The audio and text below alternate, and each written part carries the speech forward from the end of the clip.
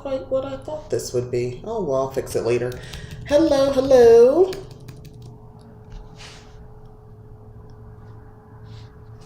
This is Mika.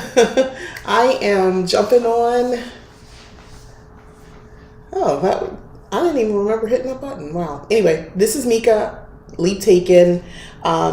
Thanks for coming to my channel. I'm going to do my witchy review. Here at Leap Taken, I talk about all things witchy, craft-related, law of attraction, manifesting, esoteric, and everything else in between. And this is my witchy review. I am fresh off a visit to the Friends Experience here in Phoenix. It was exciting. It was so fun. Oh my gosh. I enjoyed myself. I just posted some pictures on Instagram right before I got on this live. And I don't see anybody really here yet, but I know I'm all over the place, so that's okay. I'm just going to get into this review, especially if you were interested in seeing some of the boxes that I got, the subscription boxes, because I'm very excited about that. But before I get into that, I got to tell you about what I got at the Friends Experience. Now, if you are not a fan of Friends, I don't know what to tell you. I'm about to freak out. So first and foremost, if you are a fan, you will know that there is an episode where when Richard and Monica broke up, Tom Selleck, she made a bunch of jam because she was going through something. The breakup jam, Monica Strawberry breakup jam. So I purchased that because why would I not? So I had to get this. Don't ask me what anything cost. It was expensive. I spent a buttload of money. I felt like I could have went to Disney. And because I am me, I got a journal, a notebook, or I should say, because this is so cute. I love the green. And a shirt.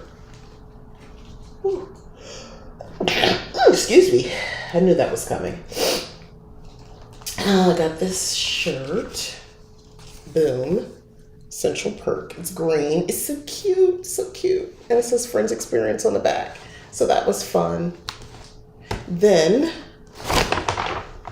I got the black t-shirt because I wear t-shirts all the time. So I got this one, the Friends Experience, the one in Phoenix. So this had to happen. This was happening regardless. I knew I was going to get the merch immediately when I saw it. So there's that. So the jam is definitely exciting. I like strawberry jam, so it's not like I got it and I don't like it. It's funny because my daughter went with me and she said, "Are you going to actually eat it?" I was like, I don't know. Eventually, yes, I will, because I want to taste it. I got to know. All right, so then a couple days ago, I went to a store in Chandler, if you're in Arizona. It's called Lunch Money. And it's a cute store. They sell it's like a gift store. They do sell clothes and things like that. It's a cute little mom and pop store. Love the store. But they have a lot of tarot stuff and things like that. But I got this cute book, The Mixology of Astrology, Cosmic Cocktail Recipe for Every Sign. So, because I am me, I had to look. It's cute. It's real cute. So, of course, I went immediately to see what the Aries one is, because that's my sun sign. An Alabama Slammer, Apple Fitz, Bishop Cocktail.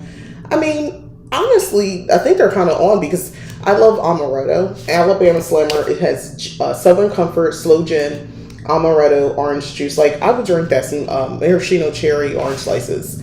A brandy sour, I would drink that. Hot and Sassy has jalapenos in it. Definitely me. Long Island iced tea. I don't really like Long Island iced tea. Maybe the way they make, I don't know, I don't like it. A Kamikaze, that's not really my speed. An Orgasm. That's white creme de cacao. Amaretto triple sec. Vodka whole milk. Well, I'm lactose intolerant. Maybe I can make a different version. But a spicy margarita is your girl. That's me. So I would definitely do this. So anyway, pick this up. I think it was $15.99. They sold it at the store. I don't know how much the book actually goes for, but it's a mom and pop store. They're going to have a markup on things. And I was willing to pay. I assume she was the owner. Gorgeous. Helped me. I loved her vibe. She was so sweet. When you walk in there, it feels like a throwback to a little bit of 80s, and it's colorful, and again, it's called Lunch Money. and it's in Chandler, Arizona. I also picked up this cute washi, which I will be using shortly when I do some planning. I picked this washi tape up, and it's cute. Hopefully you can get it with the light. But anyway, I like the green and all that.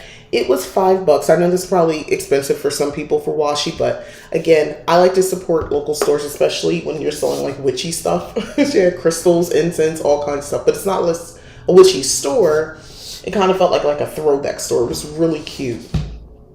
I liked it, and I enjoyed kind of just looking at all the little bit of stuff, and shit, jewelry and just all kinds of odds and ends, cups, mugs, like I said, clothes, bags, all kinds of stuff. It's a really cute store to check out. Let's get into this Goddess Provision box. So I got my Goddess Provision box. Y'all, I'm still on a high from Friends. I had so much fun. I really did enjoy it. And reading all the little things and seeing the displays. They had the show on different cameras at different scenes playing through loops. And it was just fun. It was fun. Anyway, let's get into this box. So first off, spoiler, my box was missing something. This has never happened with a Goddess Provision box. I wrote to them or, emailed them, and I let them know, hey, I didn't get the Oracle cards, that supposed Oracle trading cards. And they said they were sending it out. I haven't gotten it yet. I didn't, then again, I didn't check mail today, but yeah, I don't have it. So that's a little upsetting. Plant Oracle trading cards. I didn't get those in my box. So, but, and y'all know I've been saying I'm kind of on the fence about keeping some of this stuff. So that kind of, I was like, is that a sign? But they were so good about responding to me. So I don't know. I'm still seeing. But let's get into what I did receive, minus the Oracle cards that came with the box. And they sent a picture. So this is like what the Oracle cards look like right here. So I don't know. I'm looking forward to receiving those. But the vegan silk scarf. Let's get into that. Vegan silk.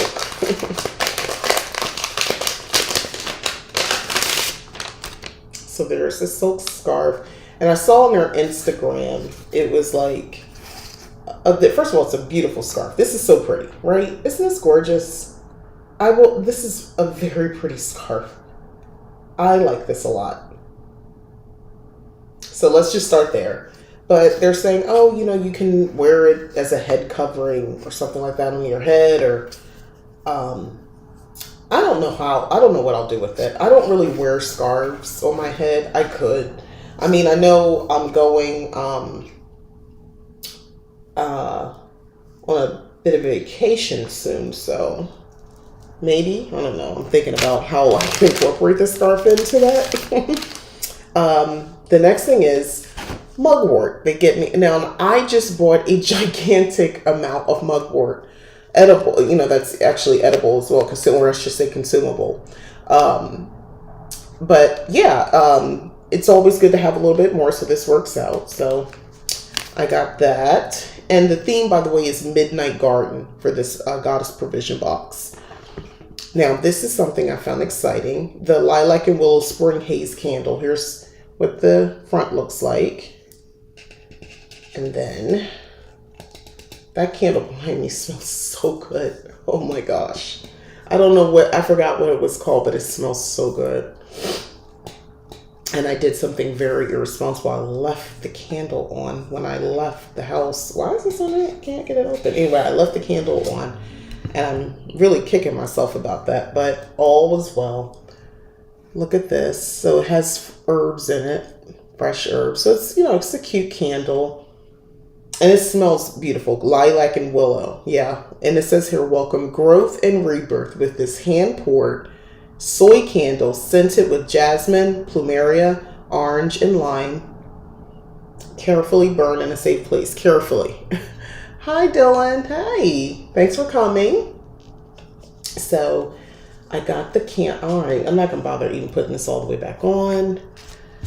Okay, so we got that. Then they sent the perfume oil. So this is called Moonlight Butterfly Perfume Oil.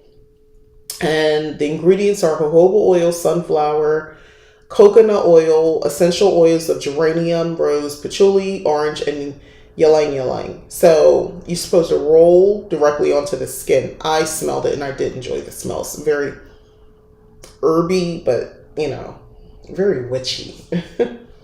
So I wish I had smell-o-vision. It smells good. It's very herbal scented. That's the best way I could explain. But in a way that I like it. I like it a lot, actually. So then they sent crystals. So they sent 2 crystals this time. So they sent a clear quartz, for abundance, and citrine for strength. So they sent these crystals.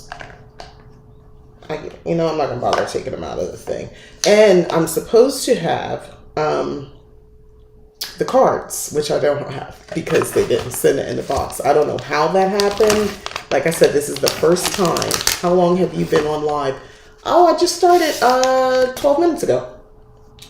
Yeah, I just started. I went through my Friends Experience stuff because I went to Friends Experience. I gotta make my alert stop in the background. Anyway, I went to the Friends Experience in Phoenix. I was there. I just got my Uniball Signal Gold Pin and I love it. Oh, nice. I went to the Friends Experience and I'm still like really excited and happy from that. And I got, I don't know if you know, but I got the Monica's Strawberry Breakup Jam. Because why not? And I got notebook from there and some t-shirts. They fell over. But the Friends Experience, the one in Phoenix. So I had to get these things. The jam was very necessary. I was gonna get this book that explains the episodes, but I was like, I'm not gonna spend like $35 on this book right now. Anyway, and I got this shirt because I don't see these shirts are sort of unique. That's why I chose to get these. So this is the Central Perk shirt.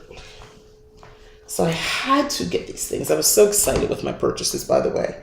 So there's that, and then that's right, Dylan, because you're in. You didn't miss much. No, you are in Arizona. There is a store called Lunch Money in Chandler. And that's where I got this book from and this washi tape from. And they sell cute little, I want to say it's like almost like a gift store, like little novelty items and clothes. But things like, they had some tarot cards there, oracle cards. They had crystals. They had incense, like witchy stuff. They had that there. And just a bunch of stuff like mugs, cups. It felt like very throwback when you walk in there. And yeah, it's a cute little store called Lunch Money. It is on Gilbert Road in Chandler. Yeah. So, such a cute store. I will go back over there again. And I just went through my Goddess Provision box, which I'm showing everything. Sorry. The box. But anyway, so there's that. Then, my save the best to last. I got my first Apothecary at Home box. I never heard of that store. I looked up their website. It's not my taste, but it might be my best friend's taste. Yeah. It's, yeah, I get it. I wanted to see what they had in the store. I found them on Instagram. That's actually, I follow somebody who like always posts stuff about Arizona. Sometimes she does mostly Phoenix. I don't remember who the Instagrammer is, but anyway, she does stuff Arizona, Tucson, like she's all over. But when she does Phoenix area, I, tend to see what she's talking about. That's how I found. I've actually come across a lot of different places because of Instagram here in the overall Phoenix area, like different restaurants and things like that I know I want to try. There's this one spot. It's what can I think of it? It's what's called Sugar Jam. I think it's Sugar Jam or Jam Sugar. Can't remember. It's like a breakfast brunch spot in Scottsdale, and there's like a DJ in there. It's kind of loud, but it's fun, and the food was so good. So that was a good experience. We might be following that same account. Okay, so you're familiar then. Yeah. black girl, kind of young, and like I said, she kind of does Tucson, and then she'll do Phoenix. Anyway, it is. I think maybe there's one other that does it too, but I get a kick out of seeing those because they show me a lot. So let's get into this box. The Botanical Beauty presents, Apothecary at Home presents Botanical Beauty. So that's the theme for the March box. This is my first ever box. I wanted to do something, but I said I would save it for the live before I did anything else, opened the box or did anything. So what's inside the box? The herb of the month is horsetail. So this is how they send it. So I actually didn't even open anything up because I didn't want to open anything up. I wanted to wait and kind of get my first reaction to see what's in here. So it's the herbs. The whole bag is filled with herbs. There's not like another plastic bag or anything like that in here. It's in fact herbs in here. So that answers that question. I was curious, but I didn't open anything. And then rosemary. They sent that, and it's filled pretty well. It's filled up to here, just right here. That's rosemary. If you were curious, like how much do you get? How many? How much of the herb do you get? And then mystery bonus. So there's a mystery bonus herb, and it's Gouda Cola. Here we go. This is my bonus herb. Now, I really was curious to see what this looks like.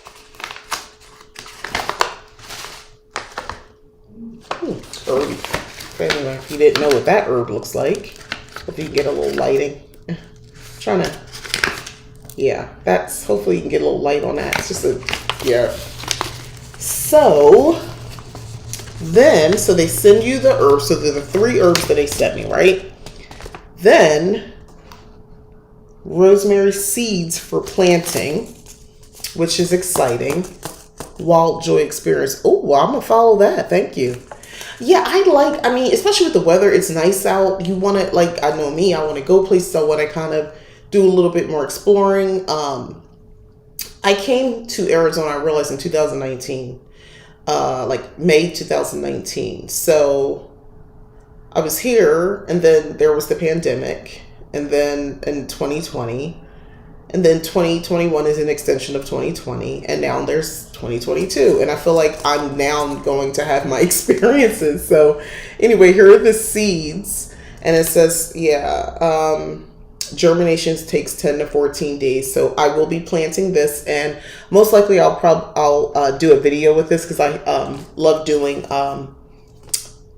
the spell work where basically you basically link your spell work to the whatever you're planning, whatever you're manifesting, things like that. But I'll get into that. Today felt like the first day of spring, right? It's so nice outside. I don't know. First of all, it's my birthday month, so I'm gonna be happy. But I tend to get happy around this time of year. Not that I'm not happy at other times, but like there's a sense of purpose. Like I feel like I don't know. I get more amped up around this time. I'm like, my outlook just, there's this shift. And by the way, the shift that I'm talking about just literally occurred this week for me. I felt like there was this little bit of a ramp, but it really occurred this week for me, later in this week, where it's like something just clicked and it was like, oh, it's a new day. The sun's shining. Everything's great. Then they gave these 4-ounce amber glass maceration jars. So they gave me 2 to use because it's obviously going to be some recipes. I'll get into that. I have not, honestly, I didn't really look to see what a lot of people unboxing to see what happened. So this is all new to me. 2-ounce cobalt blue glass dropper bottles. So it comes with the dropper. And I have 2, which is good. And then a botanical illustrations. Note that the 3 artworks are shrink wrapped together. Okay, this. Do I have scissors? No. Did I put scissors near me? I got a lot of stuff going. Oh yeah, I did. Good. So here are the botanicals, which is cute. I didn't open anything. I wanted to wait and do a true unboxing. Maybe it's to Maybe it's to do with being born closer to spring equinox because I'm born a few days after. Okay, right? It's like this is our time. Like everything just seems possible, you know? It just seems like, maybe this will happen. Like I feel like this is the time of year I play the lottery. I feel like I'm gonna win. So they gave us these. Look at this, and these drawings. These are nice, and it's like cardstock, but not too heavy. These illustrations. So this is cute. So this is basically what they sent me. So, oh, I like that. So if you wanted to journal or anything like that, you'll have these cards. You can put this in your book. And, you know, because this one, obviously, the last one I showed you is the rosemary. And this one is the horsetail, hence the equestrian, like equestrian, you know. And then this Centella asiatica is the Gouda Cola, which is, all these words are foreign to me. So there we go.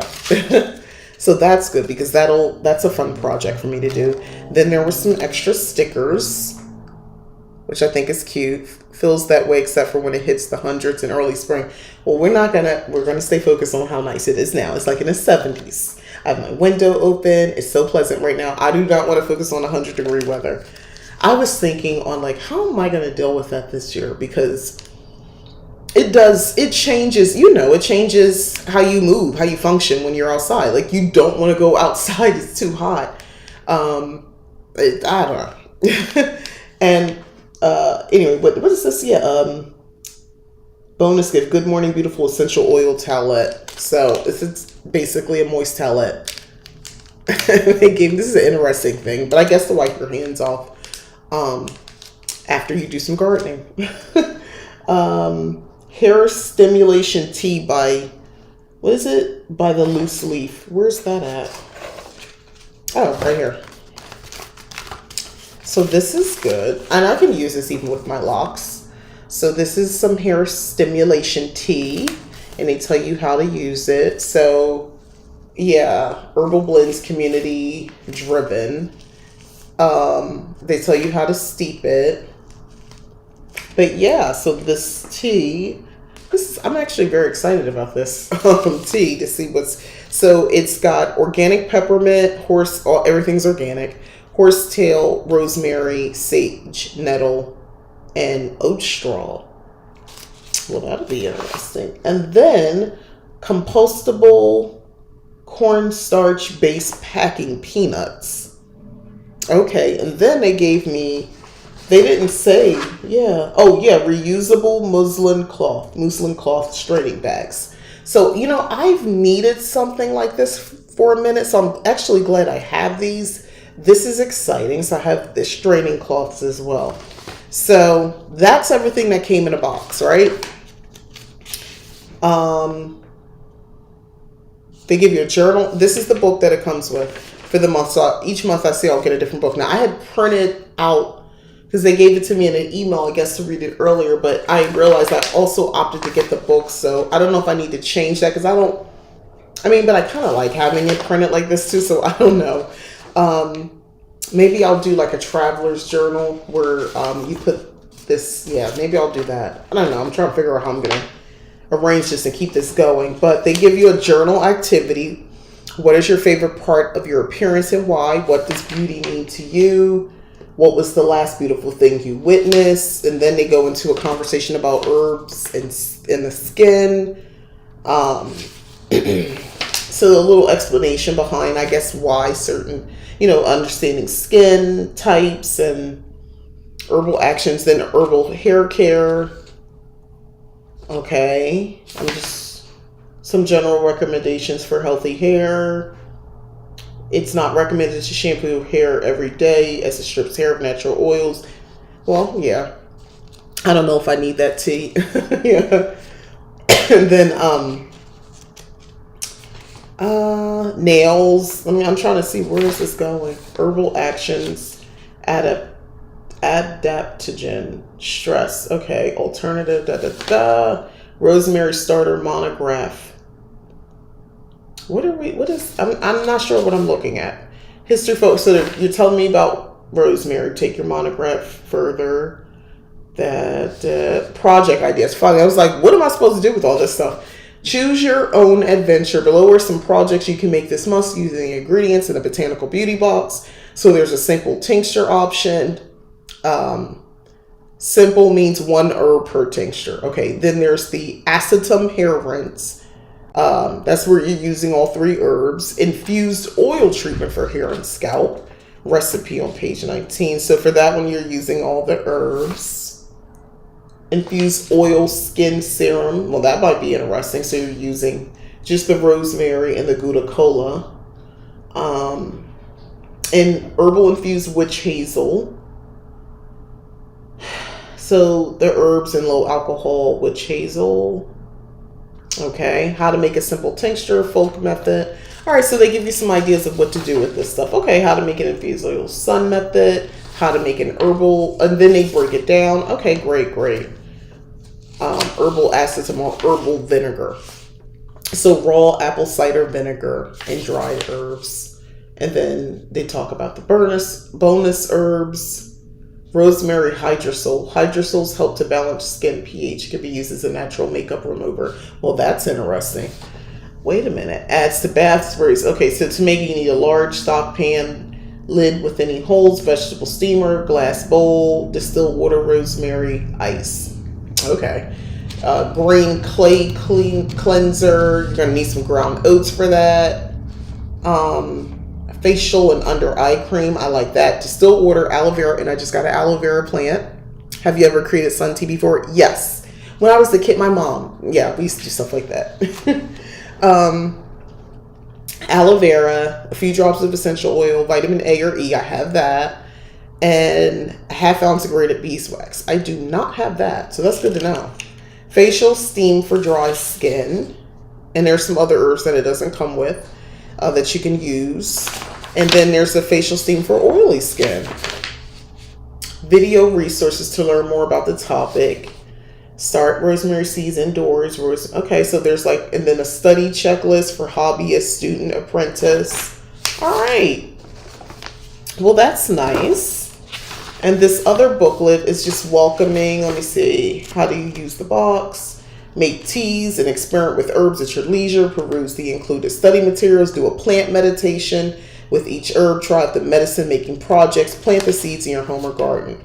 That's for the hobbyist. Oh, they break it down for depending on what your role is. So if you're a student, all of the above plus record herbal meditations, plant courtship experiences, add definitions, and study the vocabulary sheets. Build off of our starter plant monographs. Work on creating your own materia medica. And if you're an apprentice, all of the above for both those things, plus read corresponding chapters in suggested academic books, read any bonus recommended literature. You know what? I'm taking this to be an herbal course, you know, for me to get a little bit more in the know of, you know, herbs and then creating certain herbal remedies, which I think is going to be important with the way the world is going. Because wouldn't it be nice to be able to make your own medicine? And it's all independent study. They talk about their philosophy and then the recommended books. Magical, metaphysical. Oh, hold on. Where's this? Okay, so here we go.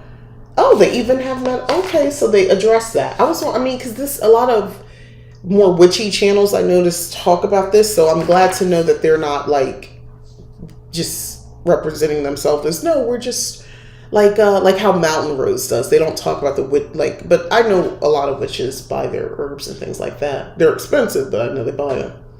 You have to buy them in bulk.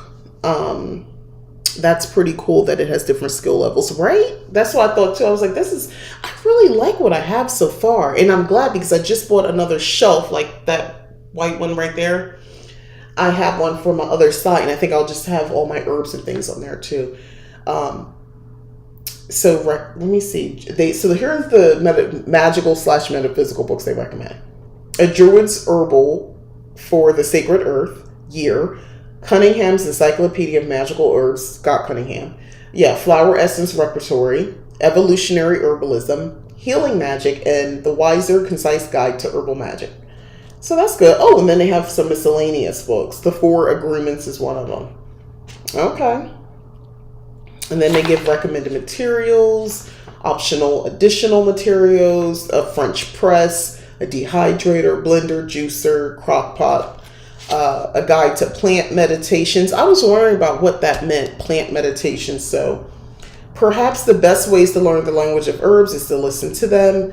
As out there as a plant meditation may sound, many herbalists swear by this method. So let's see. Here are some best practices they said for herbal meditations. Breathe deeper, go deeper. Take your herb, try a sip of tea, a drop of tincture. Okay, so you maybe consume or put the herb blend of something on you. And then ask for the herb's message and listen intently for the answer, and then record whatever comes to mind. Yeah, they mention magical books. Yeah, so they tell you how to do the herbal meditations, foundation articles, before medicine making. It just gives some tips like cleanliness is key. Obviously, you want to make sure you sterilize certain things, and keep a journal on hand. Do a quality control check, it says. Harvesting herbs. Make sure your identification is accurate. You don't want to get something that's going to make you sick. I get that. Don't kill plants unless the medicine you need depends on it.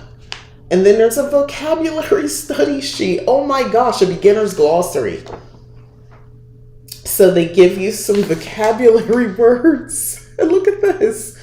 Bonus terms, list of herbal actions. Wow. A welcome packet checklist. Okay, so if you're a student or a hobby, I'll start with the hobbyist again. Designated journal for your herbal studies. Gather the recommended supplies. Join our private Facebook group for subscribers. I'm pretty sure I joined that. Or did I? I don't think I did. I have to join it. I was waiting for the box. I didn't join. For the student, all of what I just said, except read the foundational articles to find and study the beginner's glossary vocabulary, attend our virtual orientation session via Zoom. Ooh, try a plant meditation, and for the apprentice, everything else I just said, plus read Chapter 1, Introduction to Principles and Practices in Medical Herbalism by David Hoffman. Define and study the bonus terms vocabulary. Oh, wow. And then I just do some final thoughts talking about get your next box free. If you love learning, you can get your next box free by referring 3 friends. So that's good to know. Plant points, how we source our herbs. Our door is always open. So that's a lot of information in this little packet. My dad gave me his foldable bookshelf. Now I just need to clean the area where I want to put it in my room. Within the past 2 weeks, I put about 3 books. Well, good for you.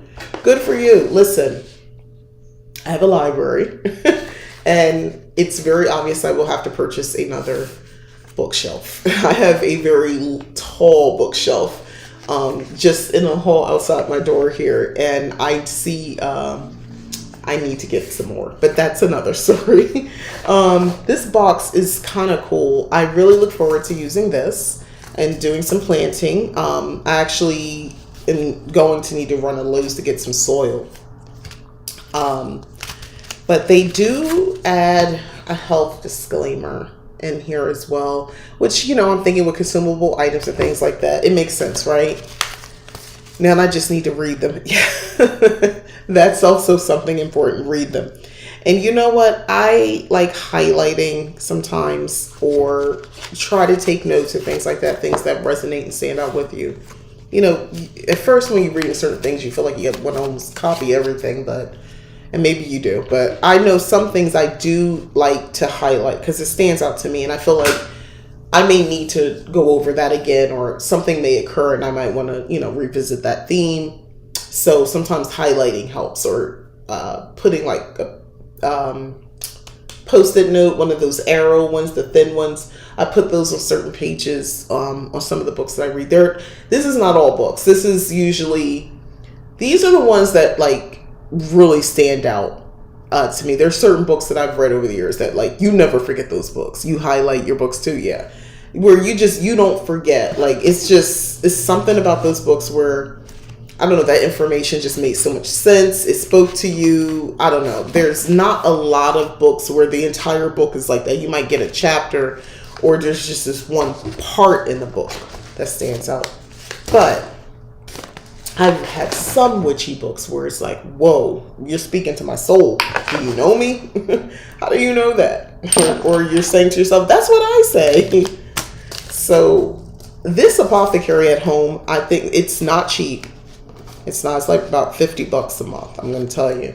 It's not a cheap subscription box. So I do it. I mean, I'm expecting quality. I'm expecting a good amount of herbs and, you know, things to do and materials and things like that. So, I mean, I feel like I'm getting my money's worth right now. And I don't know how long I'll keep the subscription box. I don't know. There's another one I have my eye on, and I'm not going to get 3 subscription boxes going. So I'll probably give up one. I just started Apothecary at Home, and I'm kind of want to stay with it. But Goddess Provision box, I don't know. I think for me, this might be my last. Well, they just charged me, so second to last one.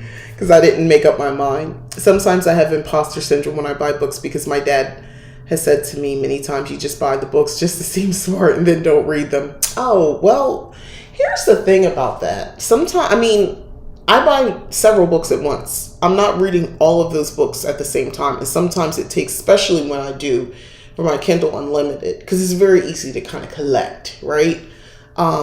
And I don't maybe get to it right away, but eventually I do get to it. And sometimes I start it, especially with, you know, it's a nonfiction book, so you don't have to read it cover to cover. You might read certain sections or skim through it. And when the time comes, like you're looking for a spell or you're looking for a little bit more information about a specific, I don't know, pagan holiday, or you're like, how do you know, I want to do a ritual, but you want to do it a certain way, or something comes, you know, there's like this piece is missing. That's when you go to your books. You know, you use it like a reference, and this is not necessarily reading it from cover to cover. I don't know. Some books you do, some books you don't. I wouldn't, don't beat yourself up about that. Like, we all do it. Sometimes we read them all. I mean, it depends. Like I said, for me, I'm gonna be talking about books here. Like a book like this, I'm not gonna read this whole thing because it's different drinks. I would, you know, when I'm looking for something, I would thumb through it for a recipe. Like, oh, a mint julep, right? You know, then I know how to, you know, make a mint julep or a mudslide. Like it depends on the type of book, right? But I want to open this now because I'm excited. So I see it's lined paper. I need another notebook. Like I don't need it. Well, I did not need this, but I wanted it. So I got it.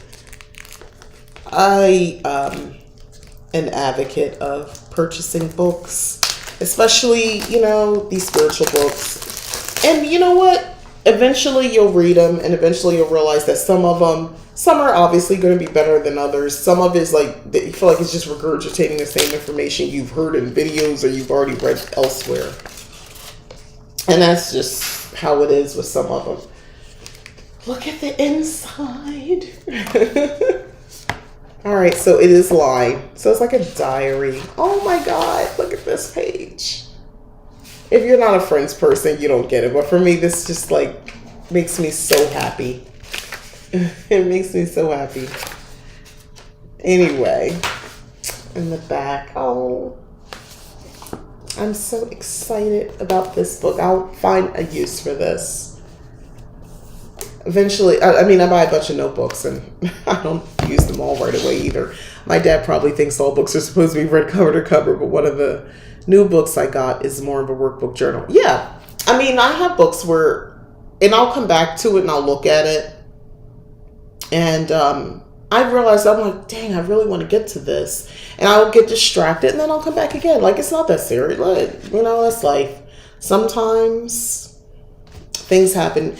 You know, if you have other things, you're working, you have like other challenges. A lot of us work, school, whatever other things that we're studying and things like that. It's hard to sometimes to just sit down and just read a book. I know for me, I tend to read at night.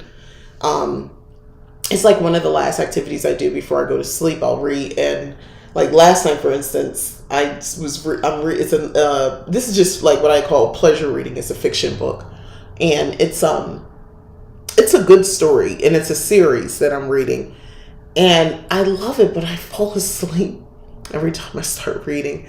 So it makes what I could finish a book, like a 200-page novel, or just over 200 pages in 2 days, 2 nights, really, 2 days. I used to, but now it takes me forever because, excuse me, I'm fall asleep when I'm reading it. Yeah, your dad is a boomer, so there's so there's a bit more black and white for him. Yeah, there is. It does seem to be that way sometimes when, um, and I'm staunchly Gen X. When sometimes when I talk to be like, well, my mother is one thing I'm grateful for about her is she's not too resistant to change. But books, I notice she's funny about that too. Um, I don't see her read. She does read. I mean, I remember growing. My mom did read books, but now that she's older, I don't see her reading. I have always thought my mom had adult ADD. When I figured years ago, I was like, is that what that looks like? Because I know somebody like that, my mom. So I don't know if people like her can sit down and do it. So she would never say to me, anything about reading, because I used to read a lot when I was younger. If anything, she'd be like, probably encouraging me to do other things and maybe give the reading a little bit of a break and have like a social life. She was big on that, which I understand is a big boomer thing, where it's like, oh, make friends, go do this. And it's like, do you understand how it's not easy? And by the way, it never got easy making friends. It never did get easy.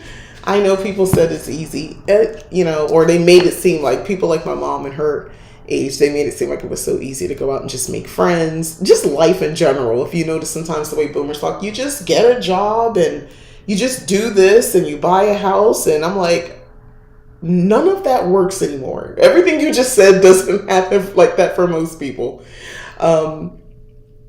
It just doesn't. It just doesn't. I mean, the fact that the wages haven't really increased, but the housing has, like, how do you think we're getting from here to here? It's just not happening.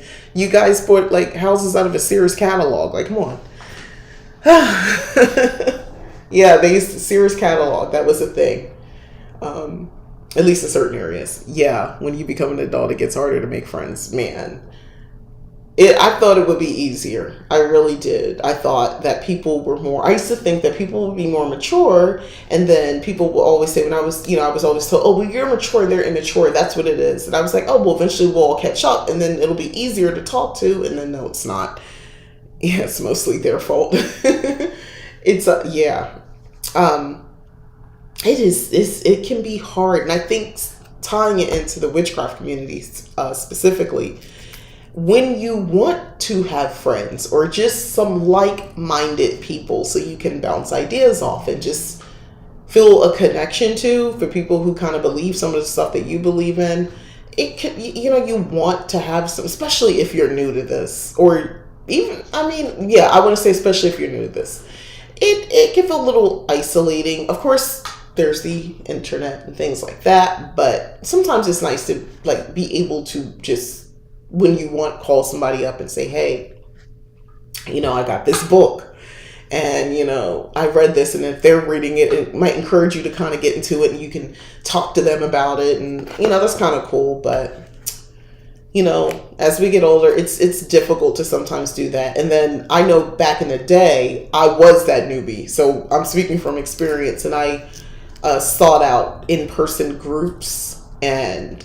it wasn't bad. I'm not going to say I had a bad experience. That's the first time I tried mead and like a group ritual, like sitting out in somebody's backyard in Tennessee and shared cup. I was like, I guess we're going to drink after each other. Okay. I didn't want to be the weird person that, was like, ooh, I don't want to drink after you. So, but I did it anyway. I figured, I'll survive, and I survived.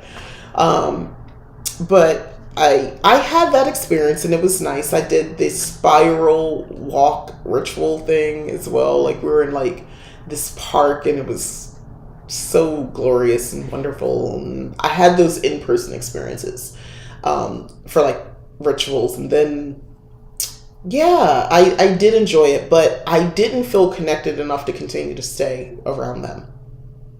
But it was nice. The internet is amazing for making friends, but extremely different in real life. Yes, it is. That's the thing. In real life, the experience itself was fun, but the people, I didn't want to hang around them anymore. They were harmless. There was nothing wrong with them. It just, we were at the same speed. They were a little younger, and a little the chaotic energy that I didn't want to actually partake in. Like they were in a different mindset. Like I wasn't. How old was I? I wasn't old or anything. It's just there was an age gap, and like they were like in their early 20s. I'll put it to you like that. And there were some older people in there too. Some people older than me, and I gravitated more to them. And then then we kind of hung out together. Then I tried again. There was another group, and she was a younger girl, and we used to meet at a coffee shop. Dang, I forgot about that girl. I met her at a coffee shop, and there were a couple other people I met there too. And that was a pretty fun experience as well with her, but that didn't last long either. I just didn't feel, I think everybody was being nice, but it felt like, you know how you feel like everybody's they're being nice. Nobody did anything wrong. It just felt like they were being nice. So I didn't keep going back. I can't really deal with the chaotic energies because my living situation is chaotic enough.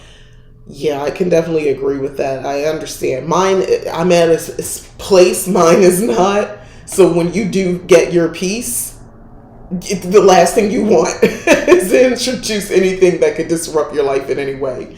And at that time, I was in a new place. Everything was new, so I was a little open, but I couldn't take that. I don't know. They're a little, I could tell they would go in a different direction that I didn't want to necessarily participate in. And then I would feel like I have to be like the Debbie Downer or the mom and come and say, okay, guys, let's not do, I don't want to, you don't want to be that like that. And you're not even the leader. It's not like my group or anything. But yeah, I tried that. I have not tried it since then. That was the last time when I was in Tennessee. I did look when I remember, let me think, when we were in Tennessee, where did I go after that? Oh, well, I moved back to Florida. I did not look in Florida. Maybe I did, but I didn't actually go meet up with any groups. I saw that some of them were there. But when I went back to move to Florida, when I was in South Florida, it wasn't the same type of energy. Because think of the people who live in South Florida. The groups you're going to find in the witchcraft or pagan community, they're going to be definitely geared toward like Santeria. It was a different vibe altogether. No kidding. I have these moments of peace, and about half the time I get interrupted by my mom and dad. Oh, yeah. Yeah, I remember those days. I moved out when I was like, dang, I got to get this right. When did I move out officially? Because I left, and I went to school in Connecticut, and I came back. But I didn't stay long, so I kind of don't consider that really staying. But I did leave, and I guess I was 19 or 20. I think I left. I don't know, some about that age. I wasn't one of those people left at 18 or anything like that. I went to community college first. I didn't have that kind of money. I realized very quickly I didn't make enough money to live on my own. And when I went to Connecticut, I stayed in a group situation where it was like a co-ed situation. And then eventually I was a roommate with somebody. So I had that experience and realized very quickly I don't like living with people like that. And then I worked a full-time job and a part-time job, and I went to school full-time. By the way, did horrible. I had been a great student, did very well. And then I realized very quickly that trying to earn money and do all that stuff and go to school, something suffered. And it was my school. I really screwed up. And but I did have my own place. I had to work hard. I mean, my full-time job paid me $8 an hour. And I thought it was $8.25 an hour. And I thought that was good money. That was the most I made at that time. Oh, you retracted your message. I don't know what you said. You retracted it. Oops. But yeah, man, I wish. Now, I know, my daughter is here. She's in school still. She went to college and graduated. However, she was always going to go and do, more schooling. So that's what she's doing now. So she's still home. And to me, I think it's really difficult to I don't know. Like how things were then. Like I don't know how I would have had to live with my mom back then if it was like today's money. How things work now. Like her in my situation, she would have I had a kid. I had kids, but now that I even think about it, then one of the advantages is when I had my daughter, I was 22 and I was with her father and his mother owned the house that he was in. It was a duplex. So we didn't pay rent. So that helped. That helped a lot.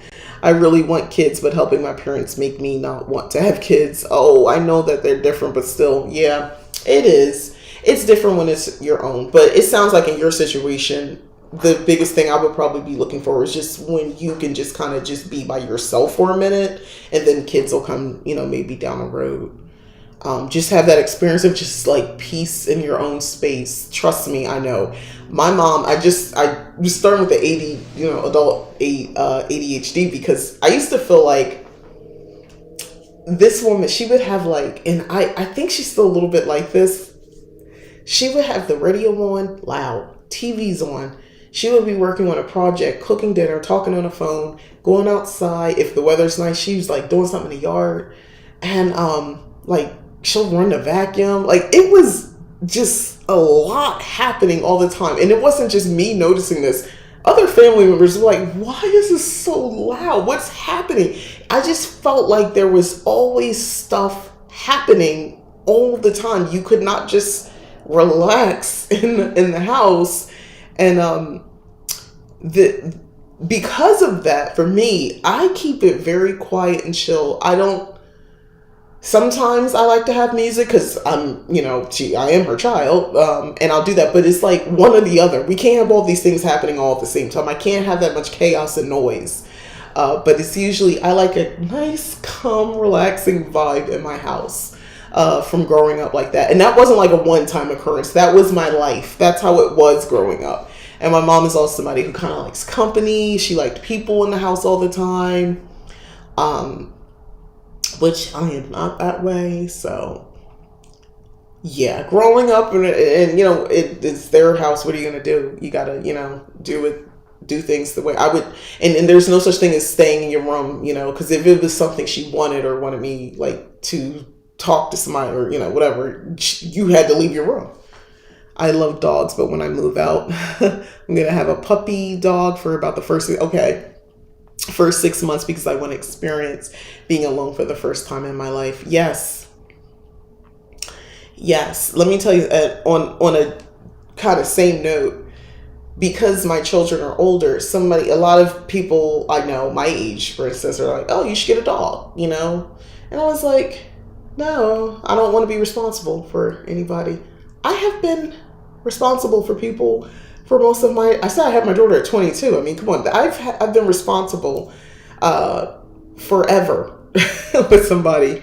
I feel like forever. So no, I don't want to be responsible for a being. I just kind of want to be just responsible for me. I don't want to have to come home and let a dog out if I go on vacation or, if I plan a time away. I don't want to have to think about taking care of somebody because I spend so much time doing that. I kind of need a break.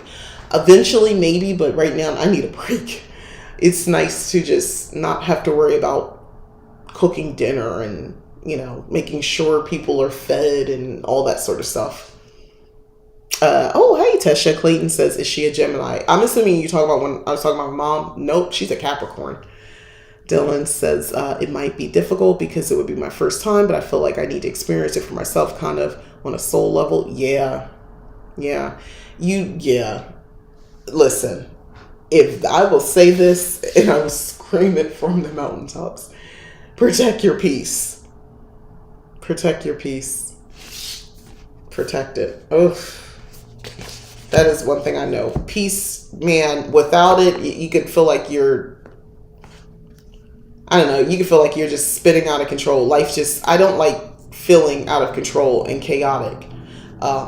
Feeling like I'm kind of at the whim to my environment and other people's decisions. I don't like that feeling.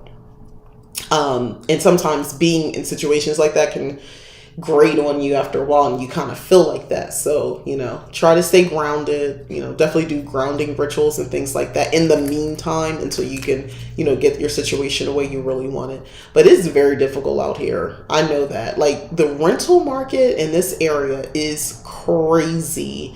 They're building up like communities, and I'm just looking at the prices like, who? When I realized, my daughter said it, she was like, well, you'd have to have roommates. Most people, she's like, people like me just starting out and things like that, we would have roommates. There's no way I could afford to just live by myself on this, not at where I'm at right now. So yeah. Oh my gosh. I wish there were more Arizona people that came on my life, because I'm curious to know if anybody goes to, I'm curious if there's like a place that everybody goes to buy their witchy supplies that I don't know. That's one thing I'm very curious about. Two, the Friends experience, if anybody's a Friends fan, if they're going and are crazy like me. And yeah, the more I think about it, I don't know when I'm going to do it, but I know I've made a decision. I am going to do like an in-person thing. I think that would be so fun. And if the weather is nice and it feels right, to meet like-minded people and like, I don't know, meet up at a place that's friendly for people to hang out at, like a coffee house or something like that. I'll find something old school, circa, way back when, before social media, we used to do this kind of stuff. So I don't know, bring it back. But I think it's good to bring it back, and people can kind of hang out and you meet in a public space.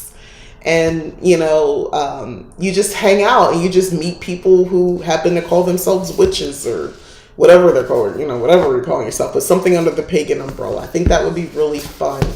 And I realize that when you do stuff like that, you might not get anybody that comes. You might get one person, or you might get a bunch of people, but it might be fun. I'm kind of missing that in-person connection a little bit, and I'm comfortable with oddballs and things like that. Like, I don't get bothered. I know some people get weirded out when people seem weird, but I feel like I know if you let me continue to talk and you just met me, you're going to think I'm weird. Like, I might seem normal because you're weird like me. You're watching me. You're weird. You're part of the weird ones. But the others, the muggles, they think we're weird.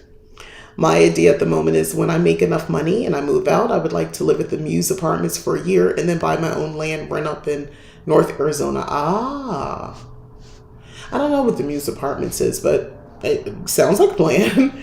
Now, up north, I want to do some exploring further north. I have gone. I went to, what is that place? Does it begin with a P? Prescott, Arizona. I've been up there before.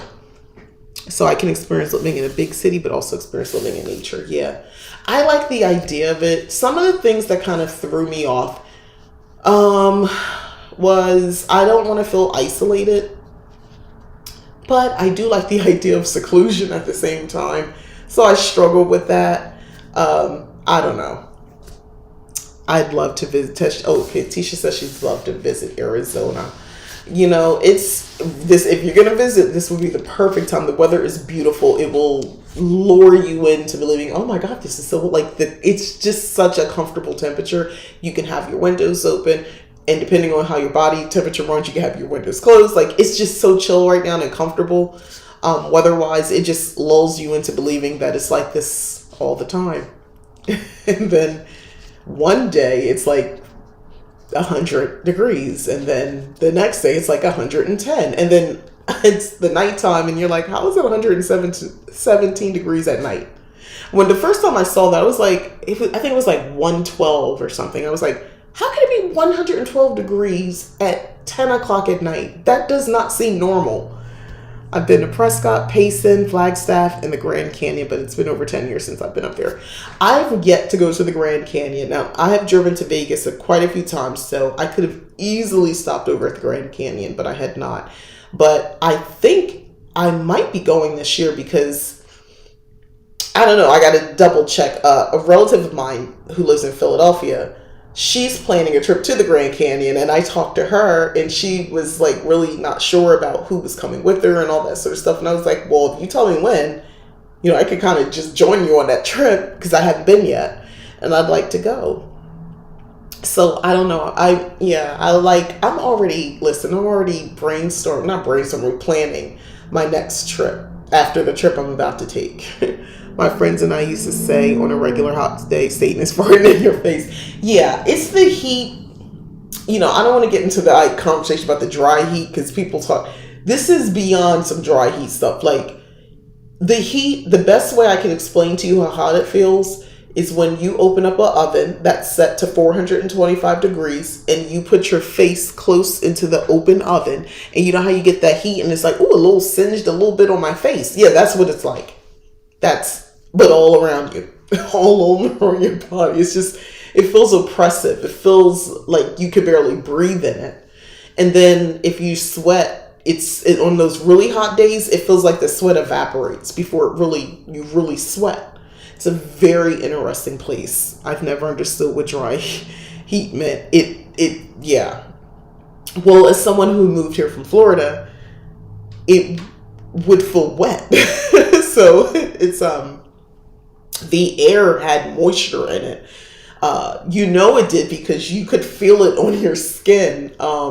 And that's why your hair gets frizzy because it's like somebody's just spraying water. Like for those of us who have curly hair and things like that, if you straightened your hair and your hair is not like bone straight, it's going to frizz up. And for some of us with kinky, curly, coily hair, it's not going to just frizz.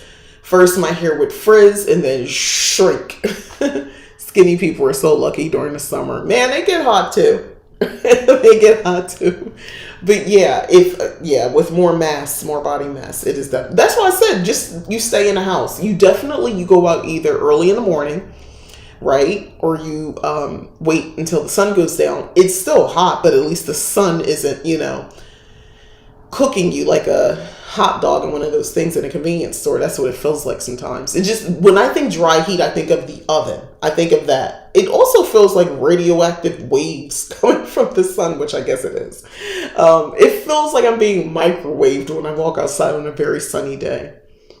That's why I try to take precautions. I already have my awning set up out back so that I can keep the sun at bay. That helps.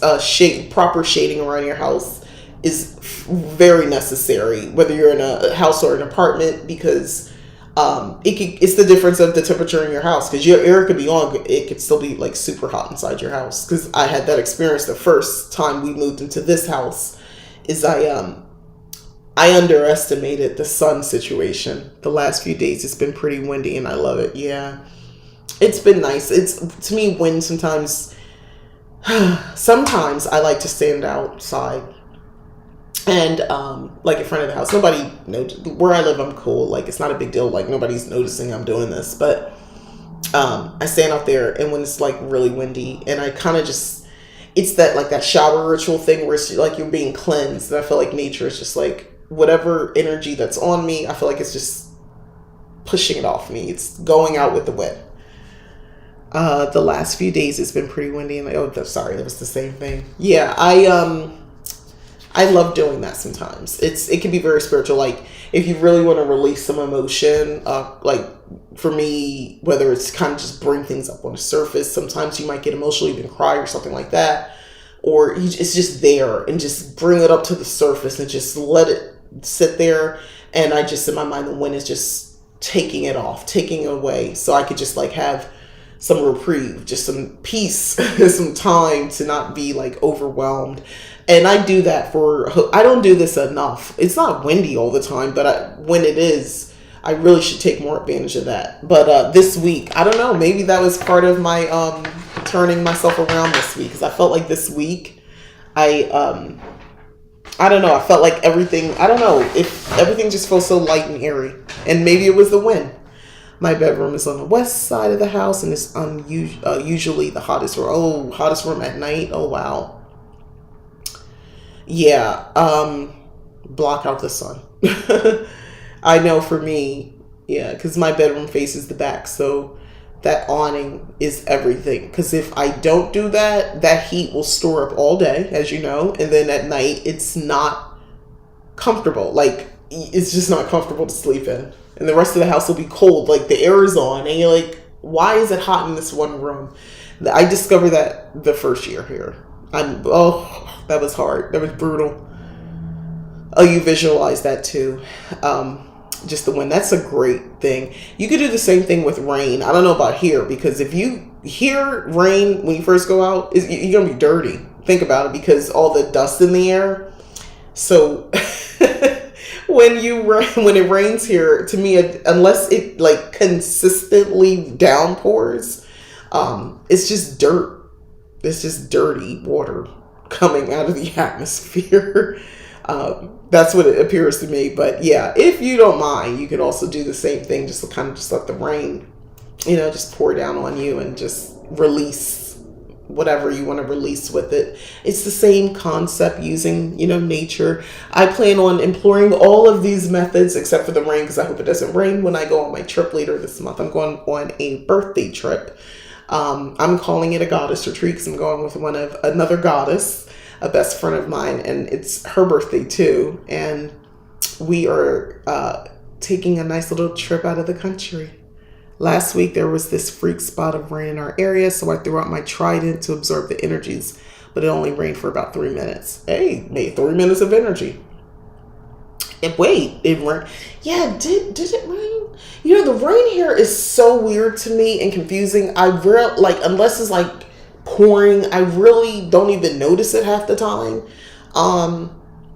It's weird here. Remember, I'm coming from living in Florida, where it would rain every day at like 2:30, 3 o'clock in the afternoon. Like at certain times of the year, it always rains at 2:30, 3 o'clock, and it'll stop, and then it'll go back to being steamy hot.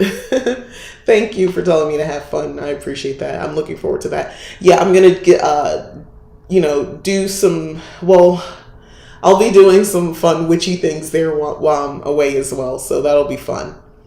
That it'll be for later as well, that I'll be doing. Yeah, I'm doing a whole program, and a lot of the filming is going to take place there. So I'm excited about that. Yeah, but I think I'm going to wrap up. I just want to say, out of everything, I love my friends' merch because I'm a super fan. They had a trivia thing, a big screen, and you answer the trivia questions. Of course, they were easy questions, but I would know all the answers. My daughter was there with me. She's familiar with the show, but nowhere near on my level of watching as much as I have. And she was like, wait, you just know all these answers? I was like, I know all the answers. You could not ask me a question about Friends that I didn't know. In December last year, it rained a few times during the night, and I got mad because I was asleep. Right? Oh my God, don't you hate that? It would be like rainy. People don't understand living here, like just a chill, rainy afternoon. It is not a common thing here where you're like, oh, I had a cup of tea and it was raining. And it was just, you could hear the rain sitting by the window and it's calm. That is not like a normal thing here. I feel like when it rains here, it's like overnight or it's like some weird freak wind craziness happening. It's never like it never feels pleasant. There's always an element of danger here when it rains. If it like steady rains here, I don't think people are really, like the way they drive, I can tell no one's really equipped for rain here. The roads don't seem, I'm terrified of the roads because it's so dry, with the whole hydroplaning thing when it first starts raining. So I don't really want to go outside. Yeah. It's always dangerous here when it rains, basically. But yeah, so love my friend's stuff. I love this little book. I think this is cute. The Mixology of Astrology. My notebook. I got my Monica Strawberry Breakup Jam, which I know I'm going to use it. My Goddess Provision box. Waiting for the Oracle card deck. And I'll get another box because I know they just charged me. And the Apothecary at Home, which I think is going to be a fun thing to do. It's definitely reminding me of the little girl that used to love a chemistry set. I had a chemistry set when I was a kid, and like mixing up chemicals and potion in my mind. Even then I was thinking, I'm making a potion. I felt like a part mad scientist, part potion maker, wizard, witch or something. I missed thunder, lightning, rainstorms last year. We didn't have any of those. It made me sad. Yeah. Again, if we do, I would be terrified because the weather here is so weird. When it does that, I'm thinking, does this mean the end? Like, I don't know. This place is so. I feel like sometimes living here, I said that for the first 3 months, especially in the summertime. I was like, this feels like if we did actually colonize Mars. Like, in my mind, this is what it would be like living here. Like, the landscape is just so different from what I'm accustomed to. And when you're living out in the suburbs and you're just in a city or whatever, you kind of forget that part. Hi, Gemstones. You forget that part. But just like driving around here sometimes, like when you are not in, I guess, the where there's a lot of structure and you just look at the landscape, it just looks so desolate and foreign and different. And it has its own beauty. And I appreciate it, but it's just so foreign to me sometimes. It's just not anything. I'm from New Jersey, the Garden State. I then moved to Florida, and I was most of the time in this down southeast of the United States. So living here is just weird sometimes. And in Tennessee, we had the mountains, but I had greenery. And it just feels weird here sometimes. It just, I don't know. Sometimes I'm just like, this is like another planet. I think it's gonna, what did you say? I think it's going to rain kind of a lot this year. Oh, okay. I hope so. Well, you know what? We could always use some rain. I mean, we do live in a desert. It's good to make sure we have adequate, water here, right? I do hope so too. I hope that we don't deal with drought conditions. I do wonder overall, climate change wise, what's going to happen. In the more near future, people, I think this is like something we have to worry about way down the road. But I'm thinking this is not way down the road, like 5 years, 10 years from now. When I think of Florida, I think how are those hurricanes we know get worse every year. And it's one of the reasons why I don't think I would want to move back to Florida. And I have family there. My sister's there and all my little munchkins that she have. And I she has twins and she has another new baby and then the first baby. Like, I want to be around the babies. I miss them, but I don't know if I want to live in Florida.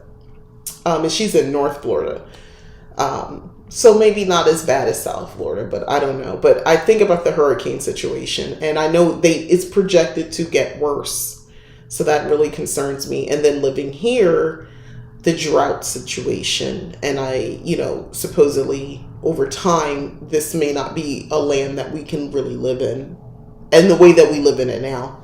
Earlier this year, we got a lot of rain and meteorologists said we only need 2 inches or less to get out of the drought. Oh, okay, cool. When I was first here, I knew there was concern about a drought, but then you know what, now that I think about it, I didn't hear anything else. So I guess that answers the question. And I didn't follow very closely. Because what took my mind off of weather was the pandemic. Yeah.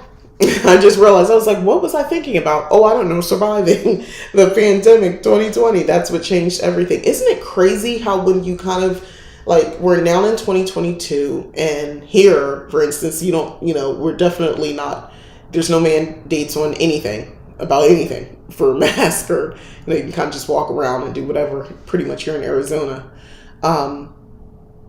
It's just amazing sometimes when you kind of stop and really just think where we started in 2020, early, like this time in 2020, it was March, is when things was, this is when it was really like kind of ramping up and when we felt like, wow, this is happening. And that's when all the stuff started getting shut down about this time, like bit by bit, the kids were coming out of school by like April. The drought has been around for roughly 25 years. Oh my gosh. Okay, well then there you go. But then I do wonder, because I'm somebody who watches shows like Day After Tomorrow, the movie, The Day After Tomorrow. I like those types of movies. Where, and what's the other one? Oh gosh. With the Mayan calendar. Was it? Dang, what was the name of that movie? I cannot think of it. Nicolas Cage, right? I think Nicolas Cage was in it. It'll come to me. But anyway, those disaster type movies. And it has to do with like climate change and all that sort of stuff and how everything changes. And I don't know, I always wonder, like, if you remember The Day After Tomorrow, like New York was like 2012. Yes, that movie. Love that movie. And I like, when I mean love, I've watched these movies like at least 5-6 times a piece. I love, and if I see it now, I'll just watch it again. Like I don't know why I love these types of this. That's the thing that gets me going. I'll just sit there and I'm like really into it. Low key, I was into the prepper movement for a while. I was not for the reasons, and then you know what got me out of it, because I realized that the people who were really into it and the people supporting, you know, selling items and things like that in the prepper community, a lot of it has to do with racism. It's a lot of racism in that, because this war there, or this thing they think is happening, a lot of it is race war. They say zombie apocalypse, but they mean race war. And I'm thinking your zombie apocalypse is really, I'm thinking the zombies from drugged out people, and then I'm thinking it's going to be all the people who, you know, had jobs and living and had a halfway decent life, and then, you know, the economy became crap and everybody lost everything because of capitalism and corporate greed. You know, like lost everything. Like after a while you're going to raise the rent. No one's going to be able to live anywhere. There's only going to be a small few. So do we all just become homeless? Like, what happens next? Is that the end game, or is there an end game? You just want to, it's a cash grab and you don't care. You don't care what's going to happen down the road. I don't know. And I think that's going to be the thing that you have to, you know, have the weapons for, because you're going to have a bunch of people who become nomadic and they're going around looking for resources, and yeah, they might come across your land and your home and your little village that you created. And yeah, you might have to have a militia set up to guard your spot and, you know, guard your little town, village area, group of people. And, you know, that's what I think. Anyway, I've seen 2012 a few times, but about 5 years ago I had a panic attack while watching it. Oh, and haven't seen it since. It does bring up the panic in me, but for some reason I like it. Oh yeah, I was into preppers. Yeah, I think the one prepper episode, the last one I watched, it was old too. There was this couple. They were kind of young too. I think they had like a young kid, and they were convinced that the Mayan. Actually, speaking of 2012, they were convinced their interpretation of what the influence of the Mayan calendar and all that. You know, y'all know the backstory about that, right? And that the world as they know it would come to an end. So they were getting credit cards, they were borrowing money, they were not paying their bills, because they said they truly believed there would be no world the way that it exists now, basically. So you don't have to worry about credit cards and owing money, because the world won't exist. The banking, all that's going to go away. So they said, we're going to enjoy these things now while we can. So the producers, like, they filmed, and this was one of those Doomsday Prepper episodes, and they filmed them, and at the end, I remember, it was like, you know, they put in writing, you know, on the screen or something, like, you know, the producers did talk to them, because I was like, are we just going to film them and not tell them? Somebody needs to tell these people what's happening. And they said the producers talked to them and explained to them that, in fact, and they got them in touch with, like, a professor or somebody, a scientist or somebody, to explain to them, like, no, that's how you're interpreting this. It's not going to happen that way. And oh, as it turns out, you are going to have to pay all this back, or, you know, you're going to have really messed up credit. And I'm thinking, by the way they were living, they were in a position to pay for anything. That they had, like, dirt bikes, like, they were buying just crap. They were buying a bunch of stuff.